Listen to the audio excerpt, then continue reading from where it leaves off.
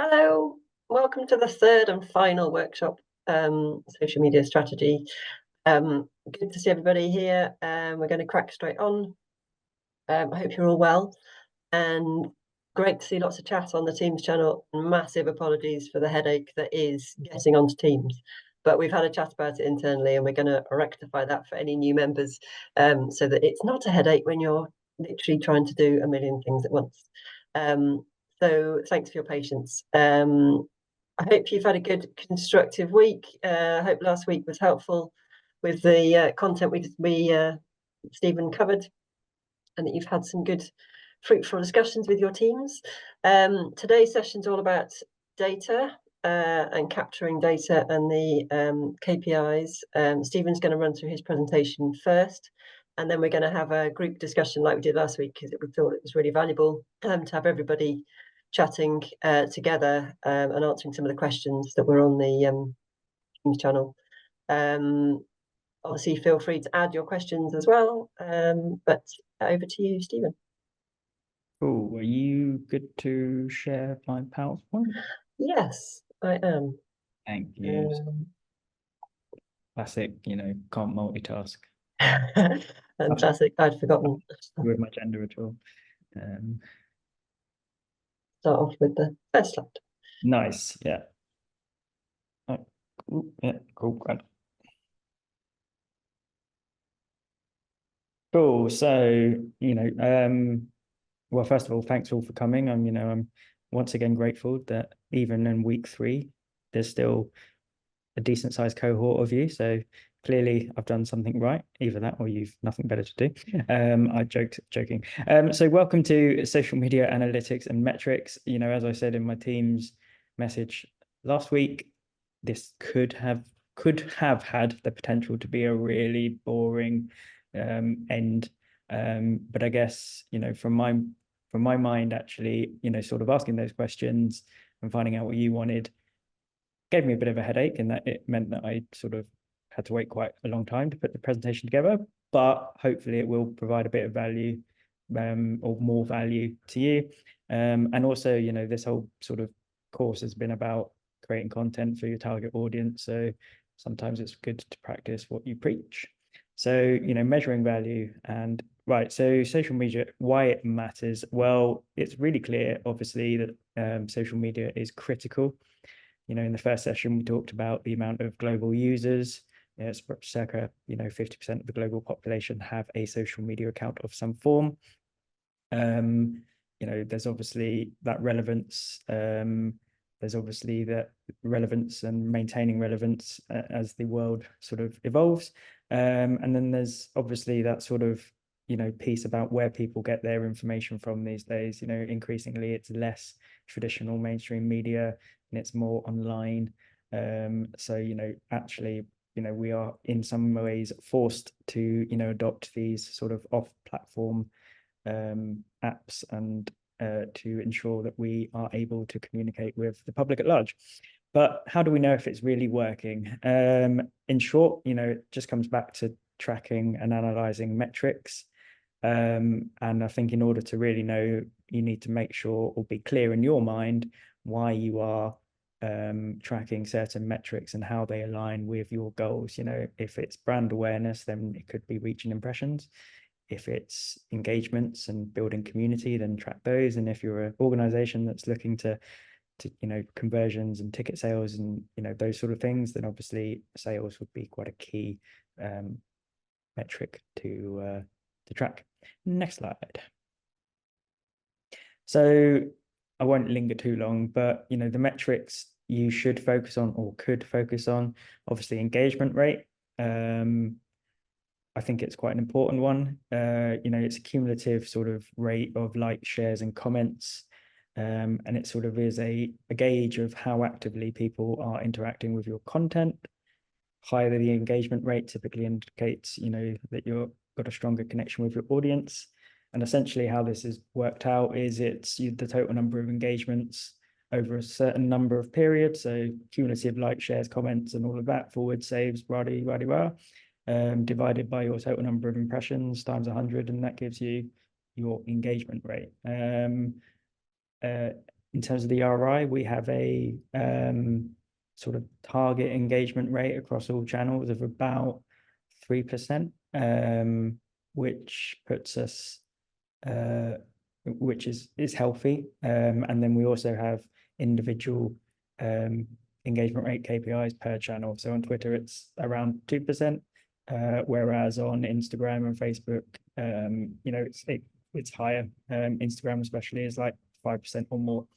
Conversion rate, again, this is, you know, if you're looking to use social as a means to sell or a means to convert people to a newsletter or make a purchase of some description, then obviously you can track the conversion rate.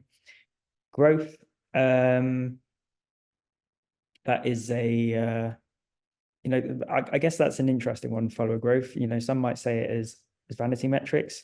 It is an indication, of course, of that increasing brand awareness.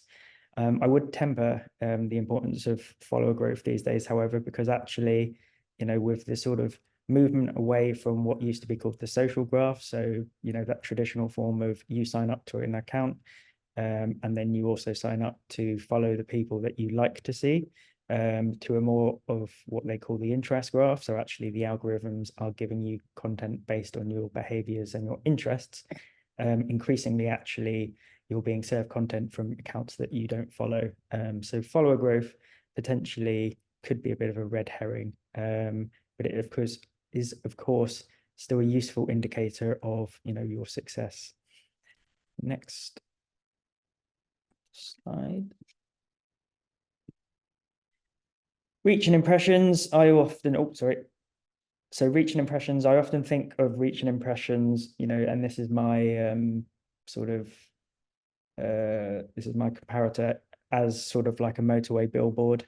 How many people see your content? It is probably a bit of an oversimplification, but it gives a good indication of, you know, the amount of people that are seeing your stuff, and it tends to work out that the more people that see it, the better the content, or more interested or more engaging that content is. Impressions generally sort of captures the total amount of times that your content has been seen. So that could include people that have seen it and engaged with it more than once, whereas reach tends to be looking at individual unique interactions. So again, just bear that in mind. And then obviously click-through rates, if you're sort of looking to sell tickets and stuff, you know, a low click-through rate might indicate, you know, that your content isn't particularly engaging, or your messaging calls to action aren't very persuasive and strong, and therefore there could be a need to sort of iterate or change your approach. Next slide. So the metrics that we track at the RI, you know, and this is your golden opportunity to be nosy at our last 8 months of activity. So we track all of our 5 platforms. I've got 3 here. Largely, they are pretty similar. So, you know, we value impressions. We really value engagements, as I sort of said in the very first session. We use social media to engage with the public, not just to sell things. So that's why we put a lot of emphasis on engagements, and that's why we're also quite studious in our tracking of engagement rates, because that to us is important. Likes or followers increase. Yes, we track that because, you know, our sort of key KPIs and objectives say that we would like to grow and reach new audiences. So for us, that sort of follower number is an indicator of reaching new people. And then, you know, post frequency, I guess we just do that because it gives an indication of how consistent we are month to month.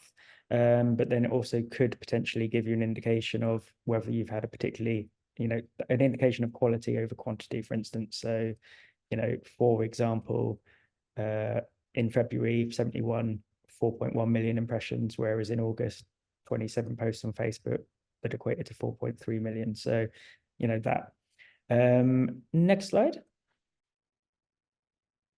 And then we bring all of those numbers together and then sort of have a cross-platform sort of total running average. web referrals are also something that are very important to us, because obviously we are an organization that runs events on a weekly basis, sometimes twice a week. So actually selling tickets and getting those conversions is important to us. So we also track those. And as you can see, the sort of web referrals fluctuate quite a lot depending on the popularity of the content, depending on how many times we posted and, you know, where we're linked to. Web referral generally means that, you know, somebody's clicked from a post and they've gone to that page. So we track it via Google Analytics. So it will tell us, Google Analytics will tell us how many have come from Facebook and how many have come from Instagram and how many have come from, you know, TikTok and Twitter, etc. So as you can see, on average this year, we've sort of just under 10 million impressions per month, at roughly over 300,000 engagements, with an engagement rate of, you know, I don't know, I can't do that maths, but it's probably sitting at around 4%. And, you know, healthy growth of around 300,000 from January. Next slide.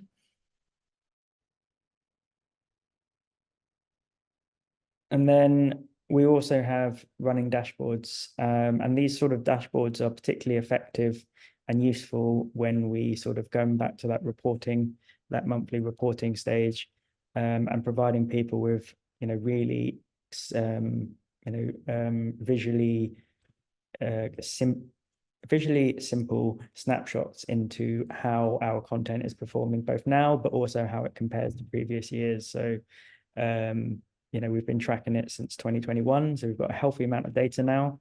But yeah, we're able to see, you know, the trends, our trend graph, how our numbers stack against other years, so to speak. And these are the things that we tend to talk about and go through in our sort of monthly metrics and reporting KPI meetings.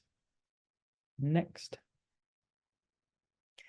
But of course, you know, there are other metrics that you can track. So for instance, you know, if you're using TikTok, you can go into each video and you can really drill down into watch time. You can really drill down into the retention graphs, and you can see at what key points that people drop off. You can drill down into demographics, you know, the percentage of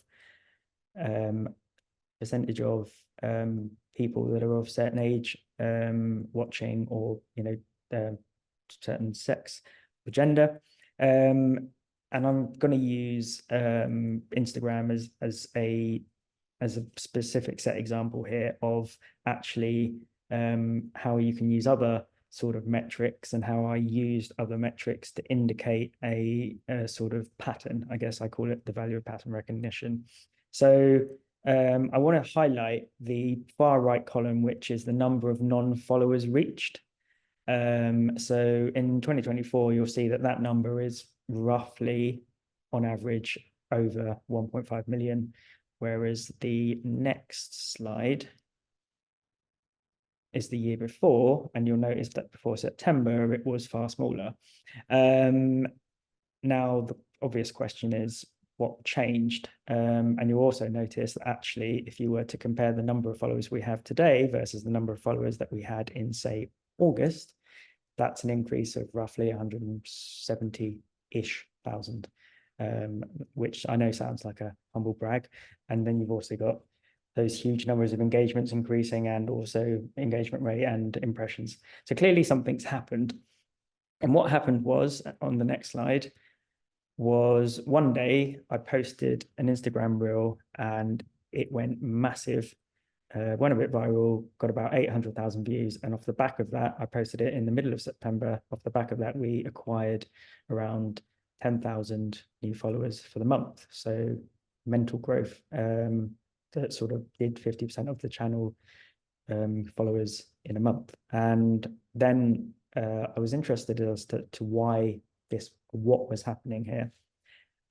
So I then went into Instagram and I did some digging into what the Instagram reel versus, you know, some of our more static grid posts.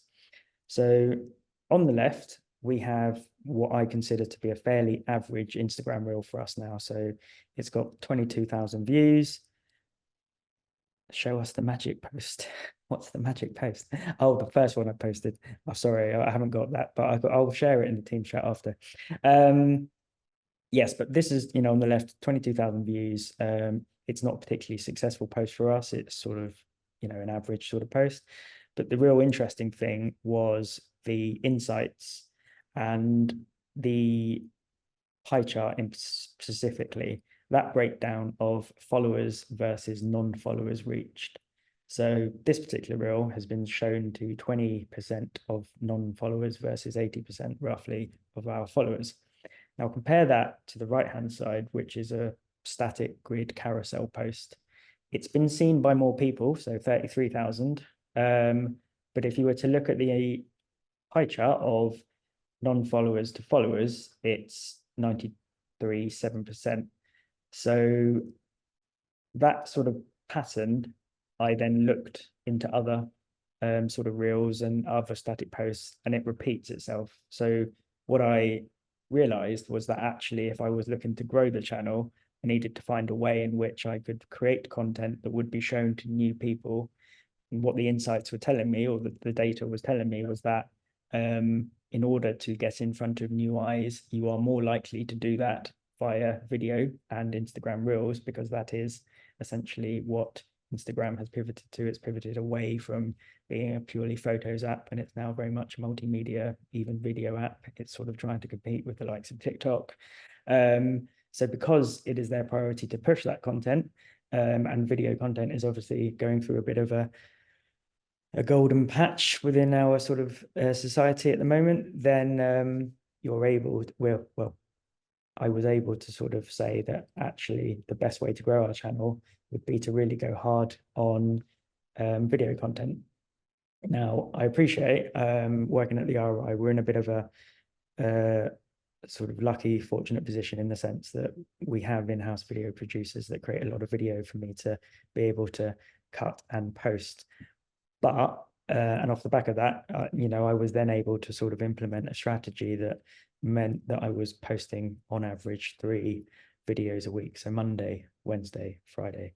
And then I would supplement those with static grid posts in between as my sort of community builders. So I would see the reels as the follower growers, so get in front of new eyeballs. And then I would see the static posts as the community pieces that I know will really only be shown to our existing followers, and use them as a sort of engagement driver tool, community building piece of content. And that worked because you can see it quite clearly in the analytics. But another interesting thing occurred. So if you wouldn't mind just flicking back 2 slides momentarily, sorry. Yeah, so what we were seeing was actually our impressions were going through the roof January to April, but our engagements were slowly falling. And that, I think, was because what was happening is we were being shown to lots of new people, but not all of those people necessarily liked or enjoyed, or their content resonated with them. So then in May, I was tasked with, okay, well, you've grown the channel.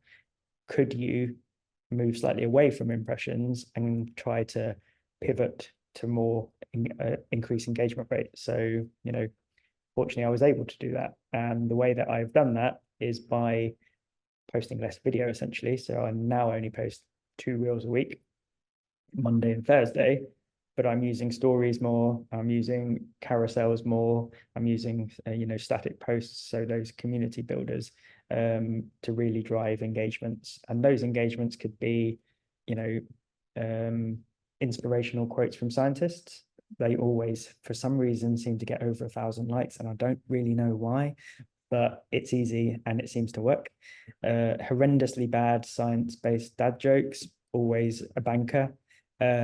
Breaking science news, so generally just taken, or not taken, but using BBC, The Guardian, Nature, those sort of journals, condensing some of the latest finds into a 10-part Instagram carousel, and they tend to also perform, pretty well, generate comments, and yeah, be sort of community drivers. So yeah, that's how I've sort of been able to use some different analytics, and not your classic engagement rate and impressions and all of that, but some other things outside or beyond the obvious to sort of iterate and inform our strategy moving forward. And to be honest, if I had enough time and there was two of me, I'd probably also look to do something similar for TikTok and really begin to drill down into the most successful videos and those retention graphs and those sort of things. And also probably age demographic. For instance, we're quite focused on ensuring that TikTok is our youngest platform in terms of audience. So I think there is a valuable piece of work for me to do in finding the videos that do resonate the most strongly with our young audience, and then producing more of them. If you wouldn't mind just flicking forward 3 slides now. Right, so what to do about X? It's a headache for everyone, I guess. But my answer would be that since Elon walked in, oh wait, did I? Yes, I've definitely put this slide in the wrong place. Oh well, doesn't matter. We can come back to that. Sorry, next slide. So how do we best report on value? I think, in terms of reporting on the value of social media, for me, it always comes back to what your organization is trying to achieve, those organizational objectives, those business goals, and then presenting the metrics or telling the story in a way that speaks to those goals. So for instance, at the RI, one of our goals is to reach new audiences, diversify our audiences. If I can demonstrate through Instagram or through Facebook or through collectively for all our social media channels that we are doing that, then to me that is a very good indicator of sort of the value of social media.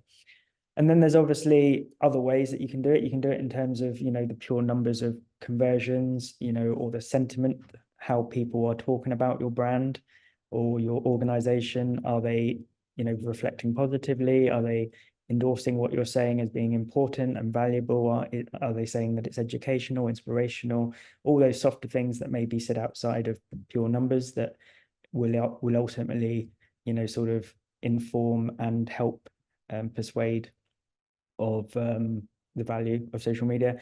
And then also, I guess it's really being focused with what your key metrics are, and sort of directly demonstrating how that could benefit the company's bottom line or something like that. Next slide. So what to do about X? Spoiler, sorry. So as has been spoken about, since Elon walked into Twitter HQ with his sync and with his tweet, let that sink in, there's been all sorts of awful things going on over there, people getting their jobs a bit lost, is rebranding to X, obviously, changes in content moderation, paywalls. And there have been moments where people have had enough and quit, moved to other platforms like Threads, Mastodon, and this has sort of unsurprisingly affected user engagement, followers, and all of that. I think for me, you need to separate personal opinion versus organizational opinion. And I think certain organizations are probably best or better placed to make stronger decisions than others. If you are an organization that, for instance, stands against anti-Semitism, then I think you have quite a clear rationale for sort of moving away from X, or indeed any other sort of racial discrimination.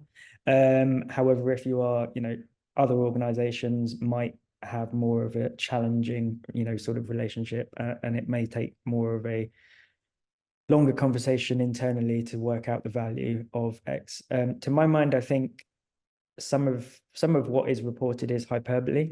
No doubt there are people leaving, there are people sort of not engaging with it anymore. But I do think that one of the things that keeps people on it is that it's been around so long that there is a large accumulation, or there are accounts that have a large accumulation of followers. And turning your back on circa 5,000 followers or more, does have serious implications for organizations, especially if it's their primary sort of form of communication on social media. So, but I think ultimately it needs to be sort of talked about in the round at a sort of company level, and you need to decide what you're using X for and whether it is delivering against that sort of key objective or a couple of key KPIs. If it is, then I guess your answer is yes, we can continue to be on it. If you're seeing decline, then it becomes a separate conversation, I believe. So next slide. So, and we see it here at the RI that if in terms of pure followers, in 23 in January, we had 122. In January 24, we had 115. So we have lost. And essentially we're not growing. It's just pretty stagnant. We are sort of using it slightly less, I would say, in terms of using it as an engagement platform, but we're still averaging sort of around 100 posts a month, which equates to like two a day. For us, there are two things that we are sort of monitoring. It's the engagement rate. Is that still holding? And yes, although there was a period back end of 23 where that quite clearly was in decline, but that seems to have bounced back a bit. And then secondly, web referrals. We use X quite a lot to push people to our What's On pages. Are we still getting a decent return? As you can see, that is also in decline, but some of those numbers are less because we've been posting less over summer. But essentially, we have a baseline average of what we deem to be acceptable. And once it consistently goes underneath that, then, we have a discussion and review continually. So, I guess the point here is we're feeling exactly the same issues as you guys are. And that's sort of our approach to the issue. Next slide. So in creating impactful reports, I think, it's important to be just really focused on what your key metrics are, highlighting the trends or changes in areas such as engagement rates improvement, successful campaigns or significant shift in audience demographics. And I think, as sort of hopefully you get a sense, the great thing about social media is literally there's data about everything at your fingertips. The bad thing about social media is that sometimes you can just get lost in a web of data. So it's actually thinking about what is the most useful data for me, for the audience that I'm sort of speaking to. So, I think infographics, some like those graphs I showed you, or those sort of like snapshots, I guess, are a good way of telling a story that doesn't just look like a massive Excel spreadsheet. And then, of course, I think, it's being able to sort of provide actionable recommendations, which gets people sort of listening. So, our engagement on X has increased by X. We're going to do more of this because we think that will help with Y. Next slide. So, keeping it succinct and engaging, you can use a dashboard at the RI. We obviously have those Excel spreadsheets, but then that all gets compiled into a Google Data Studio. And that gets compiled alongside our YouTube performance, our website performance, our marketing campaigns. So it's sort of looked at on the whole as a, sort of communications and engagement, digital engagement sort of report. tailor the report to the audience. So sort of use the metrics and tell the story in a way that's going to most resonate with them and they'll understand. Avoid using acronyms and all of that stuff if they're not sort of part of the initiated. And then obviously just focus on your highlights, prioritize the most impactful results, or if there's a conversation around decline, maybe look into why those sort of declines are happening, and those sort of actionable recommendations. Next slide. So just as a quick summary, I think your organization, it needs to decide what your most valuable metrics are and the rationale for keeping those metrics. If you don't do that, then you're just, creating work for yourself by generating lots of numbers. Align those metrics with your business goals, and if possible, present them in a way where you can sort of comment on the return on investment. We've done this much work and it's generated this much sales in tickets. For impactful results, just it goes back to the fundamental of storytelling, visuals, knowing your audience and making your insights sort of succinct and actionable. And then succinct, consistent, and accessible for all stakeholders. And our last slide. So now that we've sort of sadly got to the end of the 3 sessions, I guess, some of the real themes to emerge are that actually social media, it all comes down to what your capacity is as an organization and as an individual. And that's really what should, start all of this.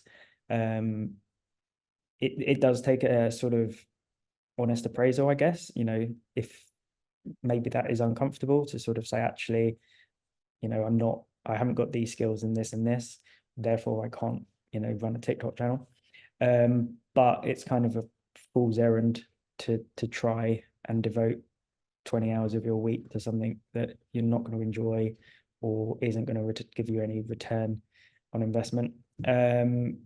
So, make sure that you're choosing platforms that align with your audiences, and also your business goals.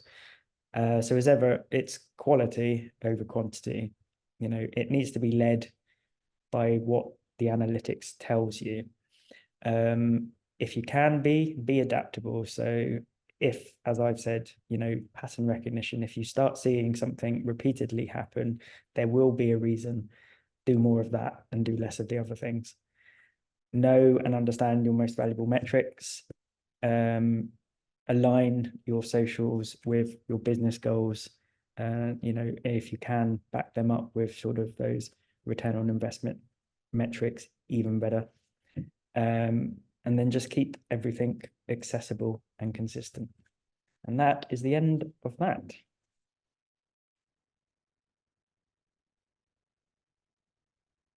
Fantastic. Thank you. I enjoyed that. Okay, it's not about me. Right, shall we open up questions? Who would like to fire away with questions? Basically, this is now a free-for-all. Either questions that you put in the Teams channel that weren't quite answered, or something you want Stephen to expand on. Fire away. I guess there's a couple that are in the chat as well that weren't picked up from during the talks. We could go through those first, maybe.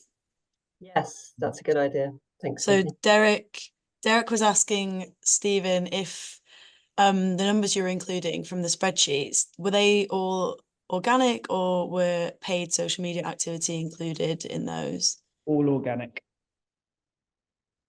What a flex. The way you said that. Do you do paid social media posts at the RI? We don't. We run, well, we do paid advertising. So I guess it comes down to what your definition of paid social media is. It's a whole nother workshop, isn't it? Yes. But no, we don't boost, and I hate using the word boost, we don't boost any of our organic content. So that's all organic stuff, and all of those metrics don't include any of our ads. Okay, wow. And then there's a question from the Science Made Simple trio who are together, asking how many are in your team that are putting out the posts? Is it just you, or how many of you are there? So I'm the social media manager, so I'm the one scheduling all the posts and reporting and largely writing all the copy for all the posts and helping with ideation. As said earlier, I am supported by 2 video producers who help with the creation of some of the content, but they're more realizing my ideas rather than them creating their own stuff, if that makes sense. So I guess I am a one-man band, but I wouldn't say that I was a full stack creator by any means. You know, I do have team, or not a team. I have individuals that I can call upon to sort of increase my capacity. So yeah, that's how we're sort of able to do, you know, 300 posts a month. So are all the reels done and edited by the video producers, or do you do some? They're done by me. Yeah, okay. Wow.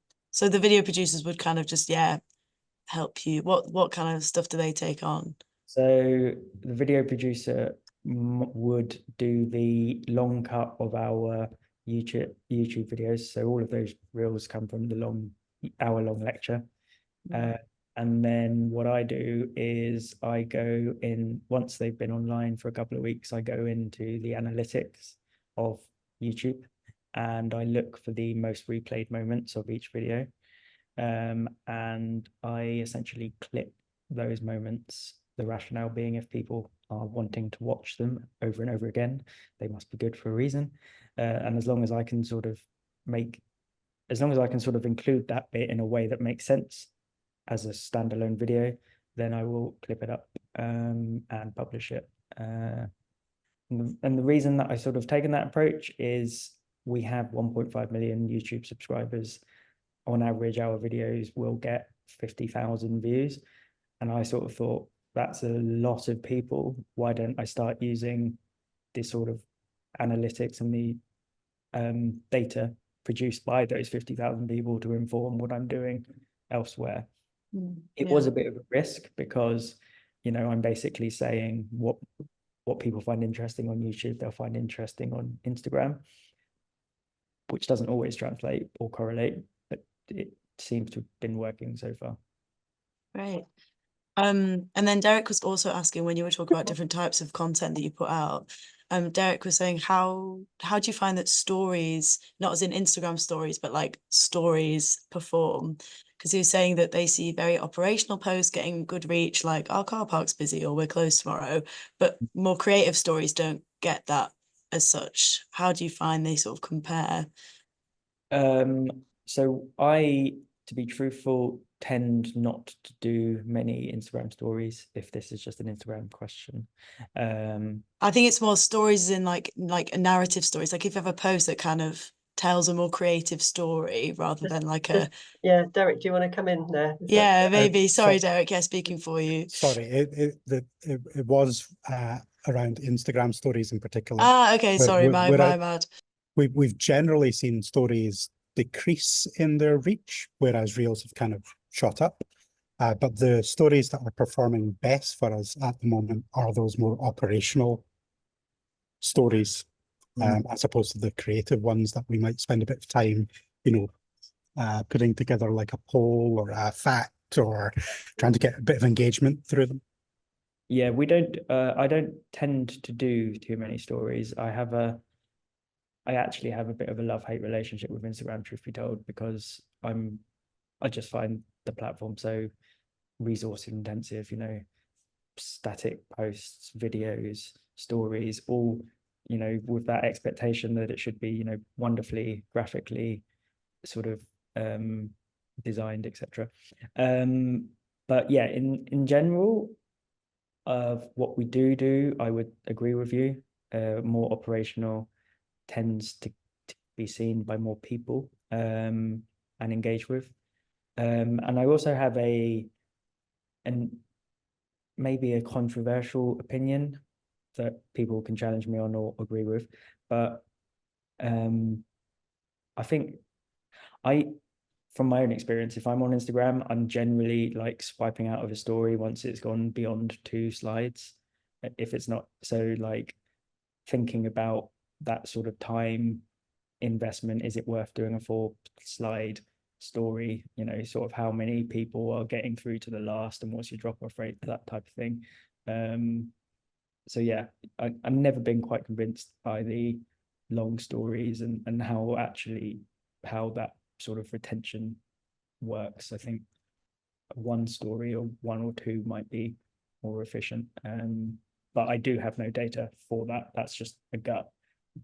From a content point of view, does it also say that people are enjoying a bit of a behind the scenes? You know, the people behind Glasgow Science Centre might be quite a nice one to. Yeah, and that was something raised last week, wasn't it? That, you know, they sort of use stories more to capture sort of conference and that type of thing. Again, on the behind the scenes, I don't, and I haven't got an answer here, but I don't think that any sort of arts, cultural organization, science organization is really mastered behind the scenes content and worked out what that work looks like within our context. And I think my personal reason is that behind the scenes content for a celebrity obviously works because you're not just invested in what they're doing, you're invested in who they are. You know, you're on that journey, there's that level of investment, and you're interested in seeing that side of their life. But I just don't think you get that level of resonance. You know, nobody knows me, for instance. Nobody really cares about me because I'm not a face that is recognizable. But maybe it's more the humour that you can kind of capture with. Yeah, exactly. Yeah. And the. I'm not saying that I don't think behind the scenes content is possible. I think there will be a way in which somebody will make it work. I just don't think that anybody's necessarily consistently cracked it yet. I'm just conscious of the time. Shall we carry on going through? Is it best to go through the chat still, or does anyone want to ask a live question? I know there's one from Becky Escathin about, are you using AI like Class Magic? Am I using AI? Sometimes I'm using AI to help generate different versions or iterations of content or copy. So, you know, for our events, for instance, we post roughly about each event 3 times, a month before, 2 weeks before, a couple of days before. And I sometimes shamelessly use AI to help create different versions of essentially the same post. I occasionally use AI to help with scheduling, and, you know, have been running A/B tests to see whether actually it does produce any different results if I let Sprout determine when to post versus when I post. Spoiler, no clear trend emerged, but tried it. So yeah, I mean, I think, you know, the problem, even for me, is that actually in order to really make AI work, it takes a significant amount of time, resource investment to learn how it might work, and that will affect the sort of day-to-day of doing the job. So yeah, I think there's potential there, but I haven't really got much in the way of experience beyond the basics. Yeah. And Wendy's question, which is a good one, are there any norms in the charitable or social enterprise sector about what percentage of your income should be invested into this? I guess it depends on whether it meets any of your social goals. And yes, it's all about those goals and that strategy, isn't it? Yeah, I'm not really sure, you know, I'd be lying to say if I knew of a number. But yeah, from the RI perspective, I guess, you know, we have a working budget each year for digital activity, that is, you know, circa 20k. There's obviously salary for me and the people that produce digital content. You know, so you could probably work out how much is being invested. And as I've said in previous sessions, we do monetize some of our social content. So there is that sort of loop in the sense that it helps also to put some money back into the coffers. and hopefully it can one day sort of put more money in than it costs us to do, so to speak. But yeah. Okay, thank you. Would anyone else like to actually put a live question out? Speak. Do you all want to speak? No pressure. I just put a question in the chat. It was just about Stephen, you know, just describing that you've got about a 20k budget for the RI. What, just to clarify for us, because obviously a 20k budget does not include your salary and the bits of salary that are taken from the time that is spent by other staff contributing. So what, just to give us an overview of what the 20k is for. Yeah, so some of that would be, you know, used up on consumables, technology, and just keeping that up to date. That's obviously not going to be necessarily yearly. Licenses for, you know, Adobe, that would take up a significant chunk. You've also got licenses for social media management tools, that would take up another bit. Significant portion of that is devoted or sent towards paid advertising. And then a small percentage of that could be used for influencers if we so wish, or other opportunities. So, you know, I said we don't, but we could if we wanted to. We have the luxury of, you know, boosting an organic post or exploring what that might do.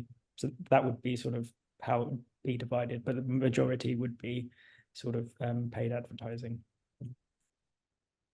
Okay, thanks. I think that's a really useful thing for us to share. We're all working on a different scale, so we've all got a different sense of what we've got in our piggy banks to do this kind of thing. But it's really useful. It would be really useful to share who spends what on what and what tools they think are worth spending money on. So you've just sort of said, Stephen, just for instance, you're spending quite a lot on things like Adobe software, and that's presumably really valuable. Whereas Science Made Simple might go, oh, we're not spending money on that, we can't afford that.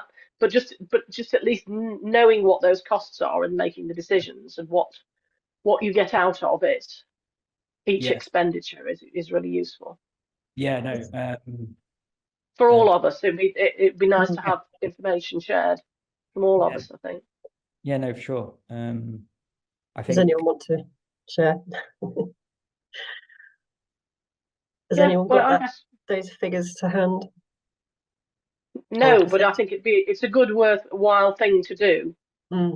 Because there are some things that Stephen just listed in his list, like the Adobe software, that we might not have allocated as a social media cost from that budget, because we make other things in other ways. But it's worth my while making that long list and seeing what we're spending.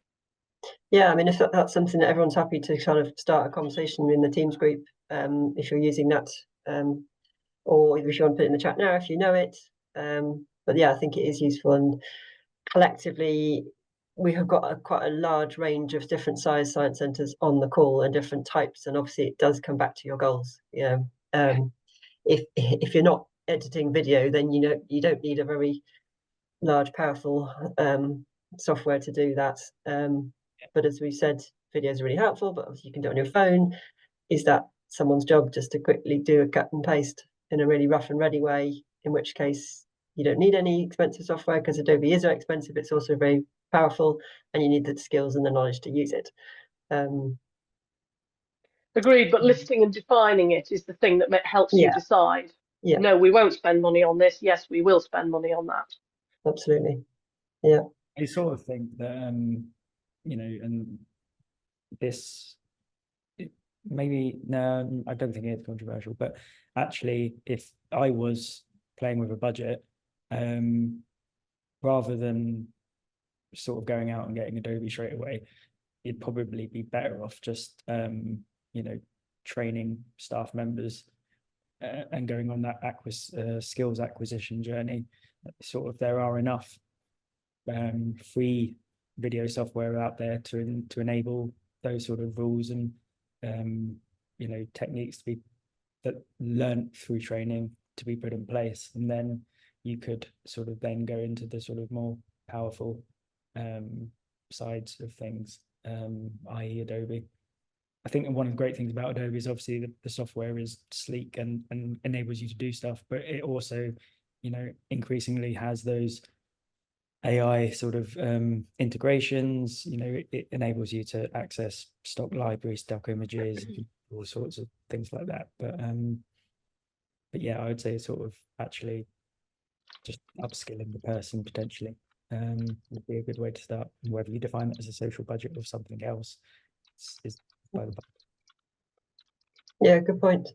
Does anyone else want to come in with any questions? Let's see, we've got sort of 5 minutes before the final task, which is just a quick survey, which we're really, really keen to get you guys to do. It won't take long. But yeah, any other questions while we've got Stephen live? I've seen one come in the chat. Have you had any social media disasters that start any I mean, I have. It wasn't at the RI. I can talk about it. It was whilst I was at the National Archives. We set up Threads.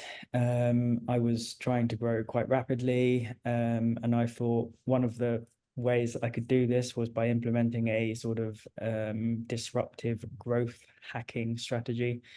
So growth hacking in this particular context is like, you know, hobby horsing off much larger accounts to get greater visibility for your own.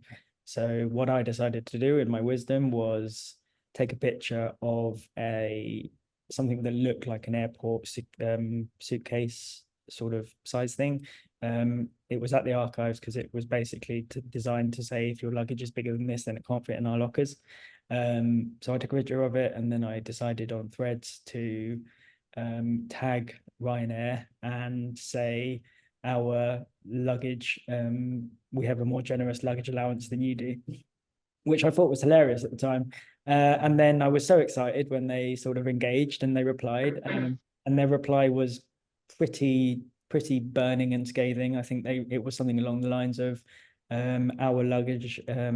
our luggage size or our luggage allowance is big enough for you and your friends at the British Museum to take home your souvenirs. So, you know, a dig at sort of, you know, 19th century colonialism. So that was fine. That was on Threads, and nobody was really on Threads or monitoring it. And then the real problem hit was when the Ryanair social team screenshotted that particular interaction and uploaded it to their Twitter platform. And it went hugely viral, 33,000 likes for them, and goodness knows how many impressions. And yeah, for the next 3 days, it was just people dunking on me. Oh, you got owned, you got burned. But separate to that, there was an interesting conversation, or lots of interesting conversations around, actually, we are no longer in control of this because they're the ones that have posted it. So it's not our image. You know, can we ask them to take it down? Yes, we could. But if we did that, would they also then post our letter of disgust and indignation? Do we reply? Do we ignore it? How does this affect our relationship with the British Museum and all of these things? You know? So yeah, that's probably a disaster I've had. There's a crisis comms course that I've often wondered about doing, actually. You know, depending on the size of your organization, how do you handle those things? How do you take the sting out of the fire? And it's quite, we were talking about it before this call, actually, and we were preparing, and just that sinking feeling of, cold shiver. As soon as I mean, I remember it vividly because I went in, I was watching a film. So when I sat down to watch it, nothing. Next film finishes, take out my phone, Twitter has 3,000 notifications, and I'm like, shit. Wake up the next morning, it's now like 15,000 and still rising rapidly. Right. On that note, thanks, Stephen. Quick share on our, Sophie's going to post the survey. If you wouldn't mind all giving a few minutes now just to fill in this. It's obviously for us, it's really valuable to have your input and your feedback. It also will enable us to run future courses like this. If it's been valuable, please tell us why, and any comments you're happy to add that we can use going forward. We can obviously feedback to Stephen as well. You can be brutally honest. We have asked for your name, but you know, if you need to say something anonymously, then we'll find a way. I don't know how, we'll find a way. I think while you're doing that, I just wanted to say thank you to Stephen, because it has been a whistle-stop tour. As we said, there's a lot to fit in, and how the heck do you do that? Especially for, you know, our membership is amazing. It's so diverse, and we have organisations of every different size, different locations. You've all got varying levels of expertise, and we could have filled so much more, you know, in terms of content, but also discussion time, which is just really, really valuable. So on that, I have asked Stephen if he was happy to come to our conference to do a discussion table, so you can all hopefully actually meet each other. The ASDC conference, in case you don't know, is 18th, 19th November. It would be amazing to see you guys there, and obviously appreciate not everybody will be able to come. But if you are coming, or if someone from your organisation is coming, and you can try and piggyback on a ticket, do drop us an email if you'd like to talk about ticket and accessibility. But yes, so we'll hopefully run a discussion table on this. Thank you for everyone filling out the form. We'll send it around on Teams as well. And Wendy, it'd be interesting to set a specific challenge, and we could compare results. Yeah, that's a good idea. Really good idea. Anyone up for that? Let us know. I think a little homework task would be good, wouldn't it? Rachel was saying, actually, sorry, Rachel, we should have given you your glory at the moment. Beginning of the session, you've done your homework, so well done to everybody who had time in between the sessions. I'll stop speaking now. Does anyone else want to say anything?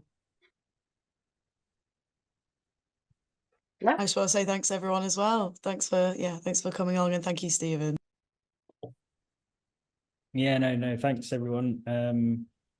Yeah, I hope I didn't come across as too preachy. I've just been sharing my experience and thoughts. Those are by no means the only way to achieve success on any digital platform. But I guess, you know, if I was to say one thing, just go away and be authentic to yourselves, and find a way that works for you guys. You know, and success can look and be achieved in many different ways. So, you know, go forth and have. Wise words. Thank you. I'll stop recording now.